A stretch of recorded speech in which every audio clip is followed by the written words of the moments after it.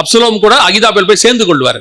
அகிதோப்பேல் யாருன்னு கேட்டீங்கன்னா, இந்த தாவீது பத்சேபால் உரியா இருக்காங்கல்ல, அவங்களுடைய சொந்தக்கார ஃபேமிலி. சோ இப்ப இவருக்கு தாவீது மேல ஒரு வெறி இருக்கு அல்லது ஒரு கோபம் இருக்கு. ஆனா ராஜா ஒண்ணும் பண்ண முடியாது. ஒரு கசப்பு இருக்குது. என் ஃபேமிலிக்குள்ள நடந்த ஒரு சம்பவத்துல இவன் இப்படி பண்ணிட்டானேன்னு.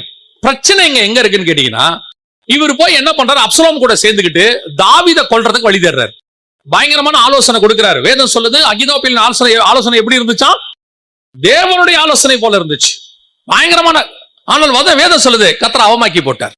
என் குடும்பத்துல நீ ஒரு பிரச்சனையை பண்ணிட்ட, நீ மோசமானவன், உன்னை பிளான் பண்ணி கவுக்குறேன் பாரு, உன்னை ஒழிச்சு கட்டுறேன் பாரு. ஆனா கர்த்தருடைய பார்வையில தாவீது கிட்ட நான் கணக்கு வாங்கிக்கிறேன். தாவீதை நான் என்ன பண்ணிடுறேன், என்ன நியாயம் தீர்க்கணும் அதை தீர்த்துக்கிறேன். நீ அந்த வேலையை செய்யக்கூடாது, அது உனக்குரிய வேலை இல்லை. கடைசியில பாருங்க, தாவீதை கர்த்தர் பழி வாங்கிட்டார். நியாயப்பிரமாணத்துக்கு ஏத்த மாதிரி அந்த குழந்தையை கொன்று போட்டாருன்னு வசனம் சொல்லுது.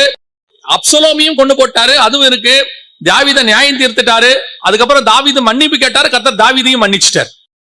நியாய தீர்ப்பும் தண்டனையும் கொடுத்துட்டாரு, மன்னிக்கும் செஞ்சுட்டாரு. இப்ப விஷயம் என்னன்னா, தாவீது தப்பிச்சிட்டான். மாட்டினது யாரு? அகிதோப்பேல்.